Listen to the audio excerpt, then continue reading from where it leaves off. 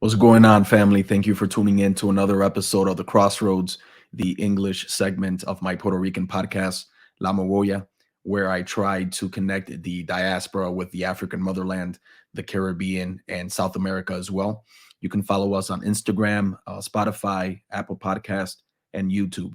And today I'm going to be talking about the Microchip Cold War, this huge imperial competition between the People's Republic of China and the United States of America. And I'm also going to associate this international debacle with the Democratic Republic of the Congo. Okay, why is that? Because the Congo does have a lot of natural resources that are used to manufacture these microchips. When it comes to empires, we need to understand that they have cycles, just like everything else. We age, plants age, animals live and die.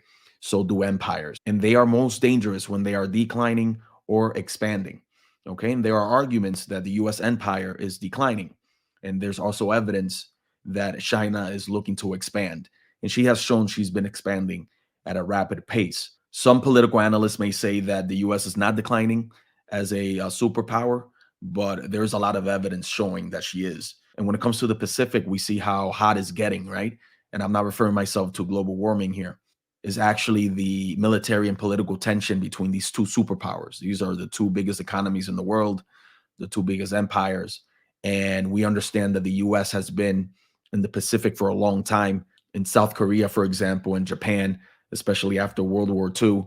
But now she is expanding in the Philippines. She is adding more military bases there due to the Chinese threat, right? And when I mention these two countries, I'm not referring myself to their nations, right? I'm not referring to the Chinese people nor the American people. This is just governments and empires competing for natural resources. So I do not have a dog in this fight. I am an anti-imperialist, and I wish that this would not affect any other country in the world, right? I do not believe in third world countries. I believe in overexploited countries. Okay, and the Congo is one of these countries. And when it comes to microchips, they are really common. They're in all the gadgets and appliances we use at home, in the workspace, and in the military, for example.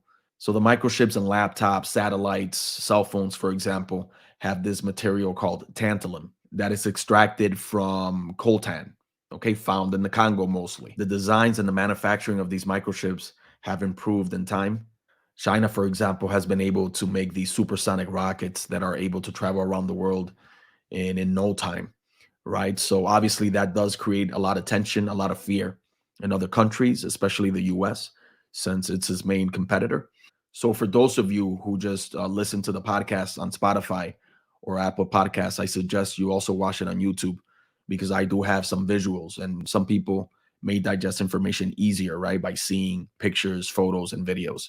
So to start explaining this whole issue, it's important to note that the US started developing microchips in the 1940s and 50s, okay? But it only had two customers, the US military and NASA, okay? But by the 60s and 70s, they were importing most of the microchips from Japan, okay? This is how Japan started growing economically, right? Starting companies like Sony, Nintendo, Casio.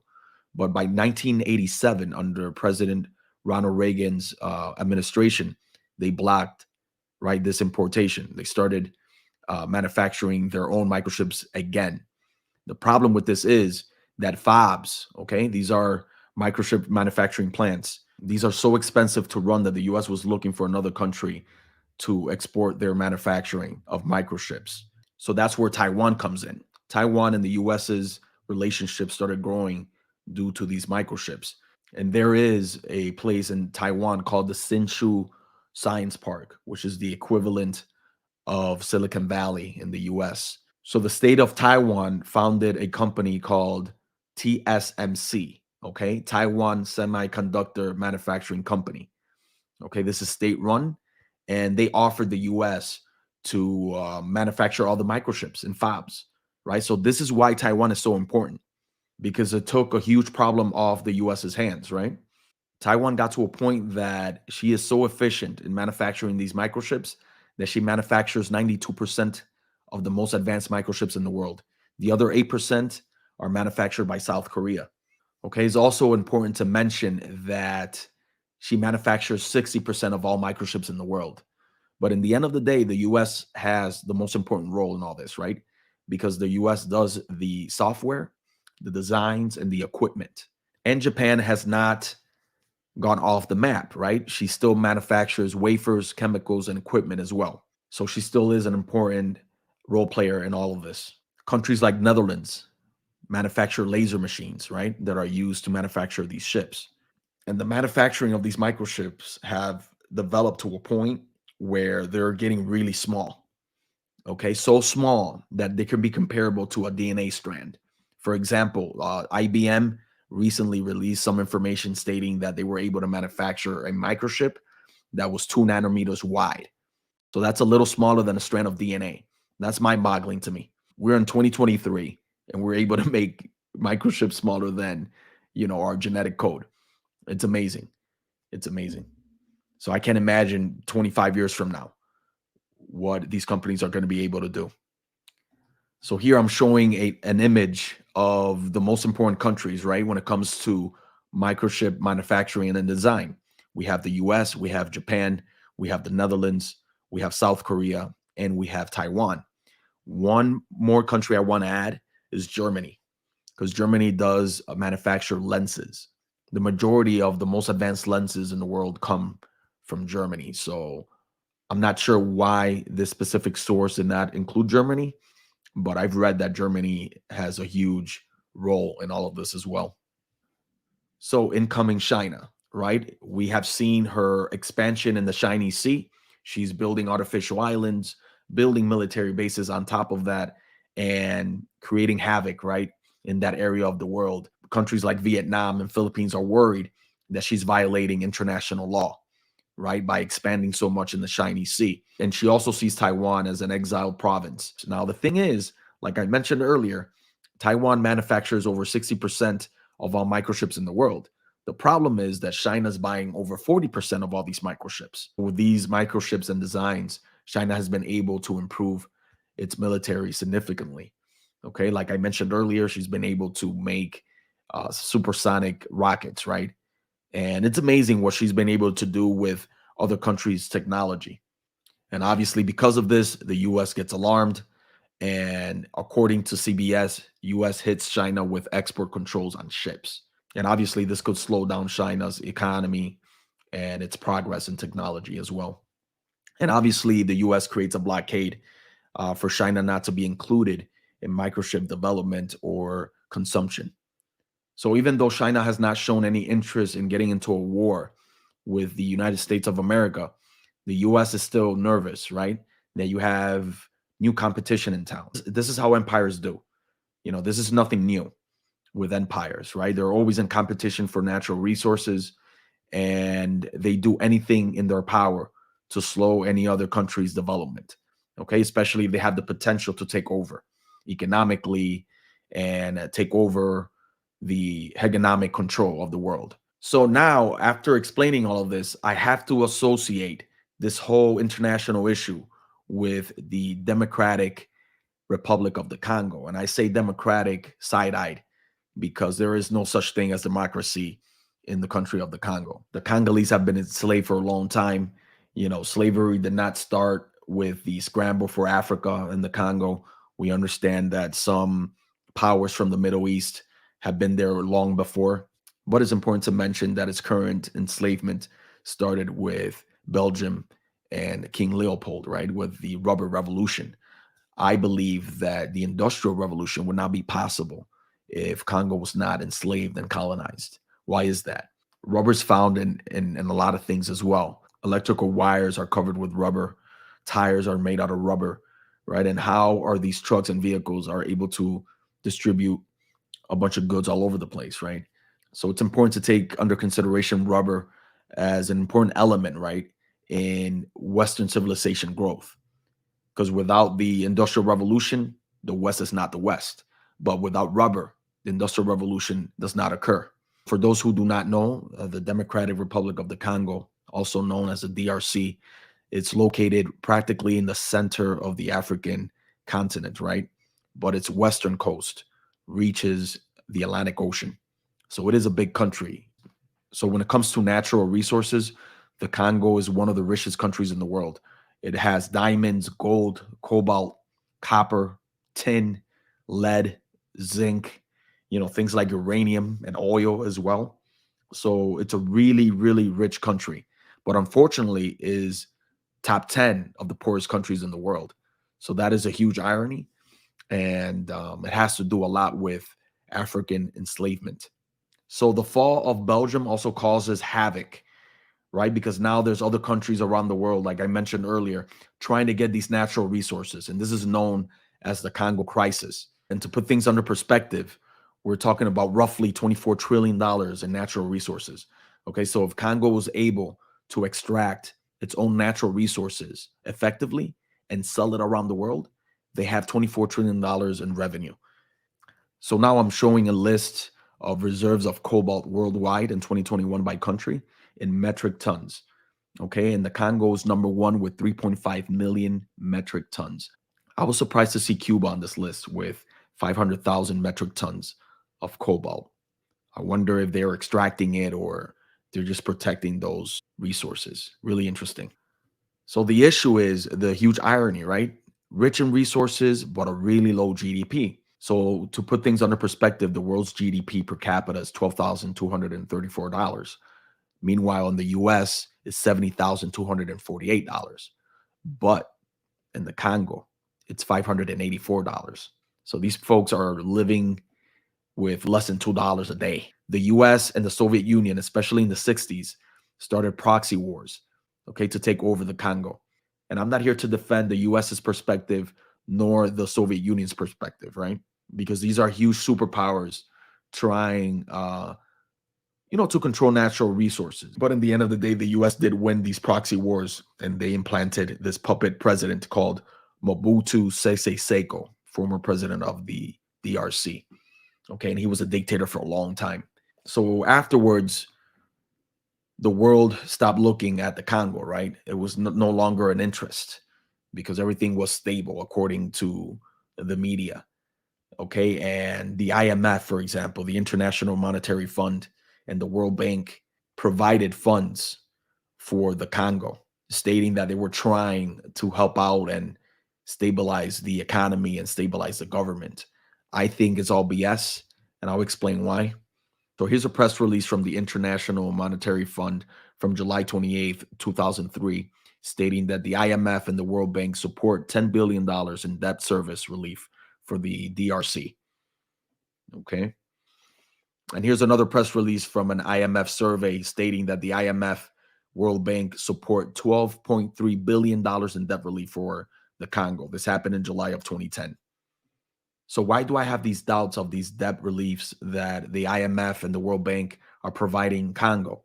The thing is that we need to understand that the Congo was colonized during the late 19th century and it was left in shambles, right? These were people that were enslaved. I understand that 10 million people actually died during Belgium's tear, right, of the Congo. So what type of country do you have afterwards? So we need to understand that Belgium was not looking to improve Congolese conditions of living, nor its economy, nor its education.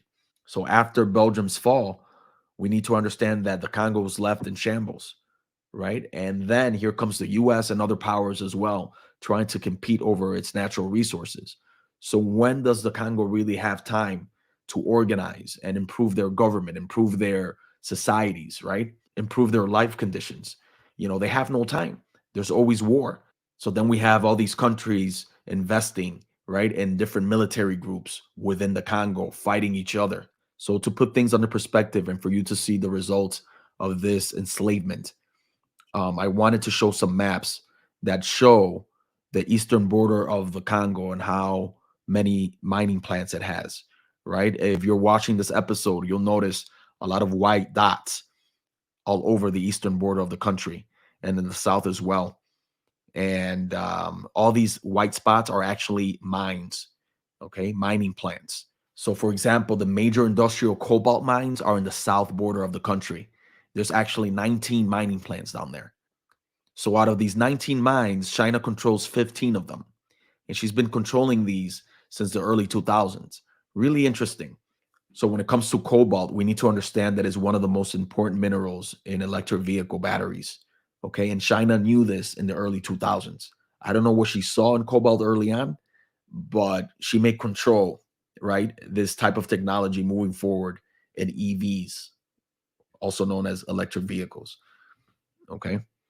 So from the early 2000s on to the 2020s, we know that the global electric car stock has increased significantly, right? In China alone, there's over 300 million EVs, for example. So China has more EVs than the US has population. So that's probably why she's been investing so much in cobalt since the early 2000s, right? So here we go again. This huge competition between two superpowers over natural resources, over a country that's known to be one of the poorest in the world, but the richest at the same time. But I know for a fact that these mines are protected by different countries and their militaries in the Congo. So when you imagine all these countries in the Congo competing for mining plants and seeing other countries overexploiting the DRC for natural resources is really sinister, in my opinion.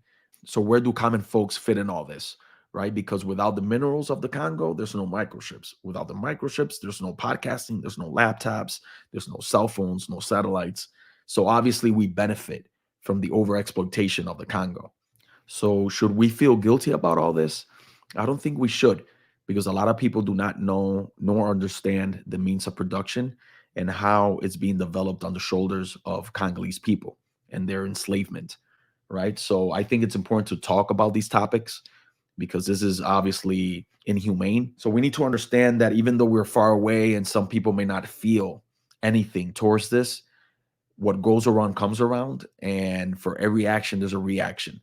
So I don't think the world is going to keep being the way it is. Okay, change is the only constant, and we have to take that under consideration as well. So if you would like to read further on different topics that have composed this episode, I suggest Culture and Imperialism by Edward Said. This is probably one of the most important books in the 20th century when it comes to empires, right? And how they're produced, how they are constructed. When it comes to empires like the US, I suggest How to Hide an Empire, A History of the Greater United States by Daniel Emavor. So earlier I did mention the scramble for Africa without explaining what it was. So I suggest the book, The Scramble for Africa, White Man's Conquest of the Dark Continent from 1876 to 1912 by Thomas Pakenham. Okay, I'm going to share this on Instagram as well. See, I don't like the title of this book, but I think it's important for us to read other folks' perception of our own history, so we can have better opinions, right, of history and different events. And it's still informative, right? So when it comes to Pan-African thought and approach, I suggest the book Race First, The Ideological and Organizational Struggles of Marcus Garvey and the Universal Negro Improvement Association by Tony Martin. Okay. So in this book, Tony Martin uses a lot of primary sources explaining how Garvey saw the world and how important it was for African folks to be involved in African economies because multinationals were interested in buying a lot of natural resources, like from the Congo, South Africa, and other places. If Firestone was buying a lot of rubber, right? If all these companies were involved in Africa, why can't we? Right? That was Garvey's perception, and I agree with it. So you may ask yourself how Africa was conquered, right? Besides the scramble for Africa, there is a book by Chancellor Williams titled The Destruction of Black Civilization, Great Issues of a Race from 45 BC to 2000 AD. This is a classic, okay, to understand the process of how Africa was conquered, okay? And the good thing about Williams is that he does not only concentrate on the negative, he also talks about building. Okay. And there's this book titled The Rebirth of African Civilization, okay, by the same author. So there's other books that I haven't read yet that I have on my list. I want to share them with you as well. Maybe some of you have read it already and would like to be on the podcast and discuss it. So one of them is King Leopold's Ghost, a story of greed, terror, and heroism in colonial Africa by Adam Hochschild. So when it comes to the Congolese perspective of how they've been enslaved and survived, to talk about it, there is a book called The Congo from Leopold to Kabila, A People's History. I would love to read this book as well. And last but not least, there is Cobalt Red, How the Blood of the Congo Powers Our Lives by Siddharth. This guy has been a winner of the Frederick Douglass Book Prize. Okay, so that's really interesting.